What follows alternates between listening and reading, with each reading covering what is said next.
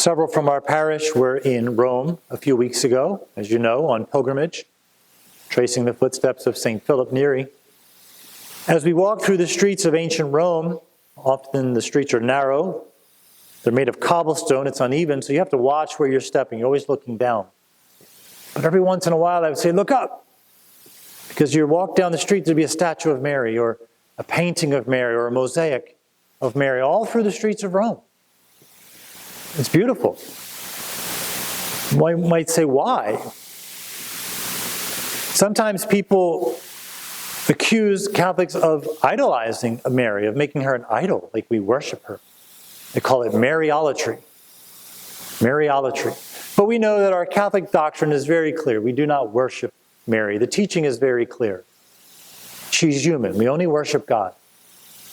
But we honor her. We remember her. Why? Why is she so significant to us? Why do we have several feast days throughout the year? There's 5 holy days of obligation other than Sunday. And 4 of the 5 are linked to Mary. There's her Immaculate Conception, which we celebrate today. There's the birth of Jesus through her at Christmas. There's Mary, the Mother of God, on January 1st, and there's the Assumption of Mary at the end of her life on August 15th. And the other is All Saints' Day, all the saints, including Mary. She's included in that one too. So why? Because Mary reminds us. She reminds us of who we're meant to be as human beings, of who we could be as human beings, what we could be individually, you and I, and what we could be as a human race.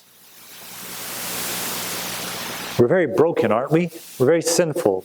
We want to be good and we often do bad. We make bad choices, self-destructive choices. Look at the world. Is the world got it all together? Sometimes there's this perception that things are all right. How many wars are there around the world right now as we speak? How many different terrorist organizations are there around the world? How much religious persecution? How much strife in our own families, right?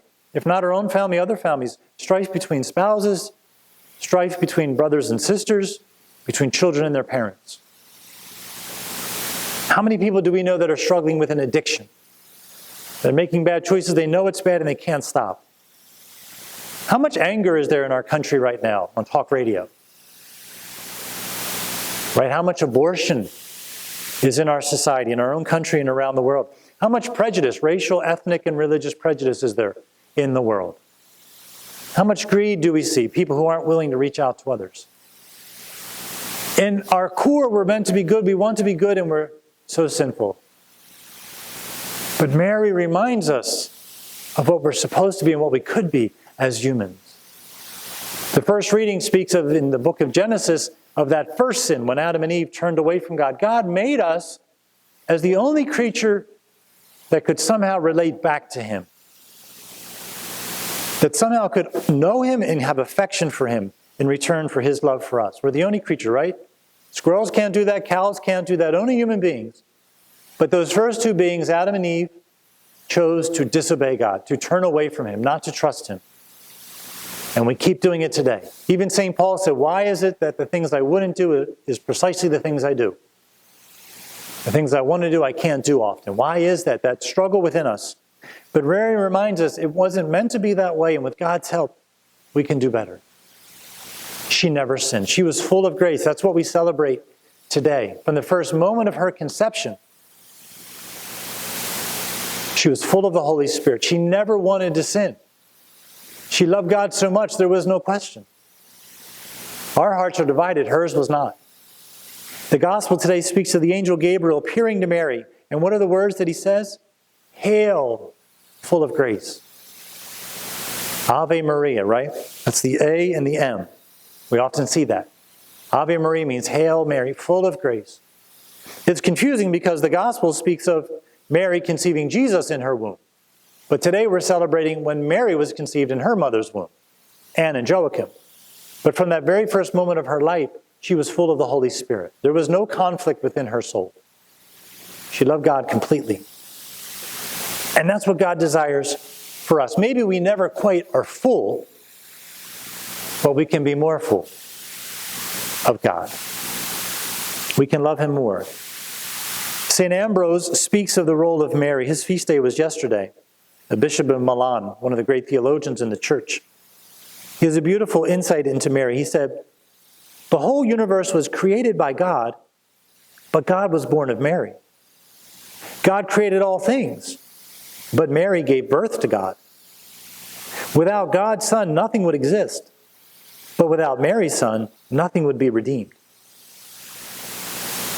This profound insight into what we're supposed to be as humans.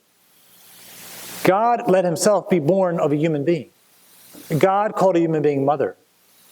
But it's not just Mary. We don't stop at her. It's us.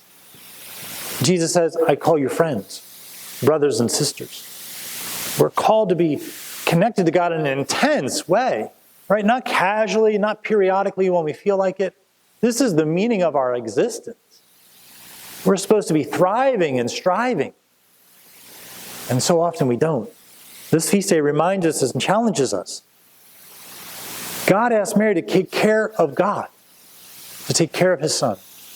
How does he ask us to take care? How does he ask us to do his work? What blocks us from grace, right? We know we're not responding fully. We want to be better, and yet we often don't attain our goal. We don't know even what's holding it back, but we know something's holding back God's grace. It's getting in the way. So tonight is a chance to say, God, open me up more. Help me to see myself, to know myself better. Help me to be more full of your Holy Spirit. We're going to receive Holy Communion in a full minute. That's God. It's fully him. Help us to respond better, to recognize you better, to believe in you more, to love you more. To be in harmony more with God and with one another. To be full of grace. Mary reminds us it is possible.